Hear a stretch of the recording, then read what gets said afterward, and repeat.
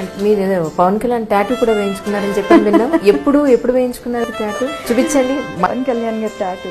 ఆ, సో ఇది ఓకే. ఎప్పుడు వేయించుకున్నారు ఇది?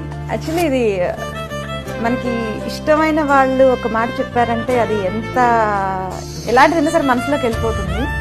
ఇట్లా ఇదో బై గాడ్స్ గ్రేస్ కళ్యాణ్ గారిని కలవడం జరిగింది. ఏమన్నారండి పవన్ కళ్యాణ్ కలిసి? ఒక అద్భుతం. ఎట్లా ఉంటుందంటే ఇక్కడ నుంచి తిరుపతి వరకు నాకు దేవుడితో సమానం.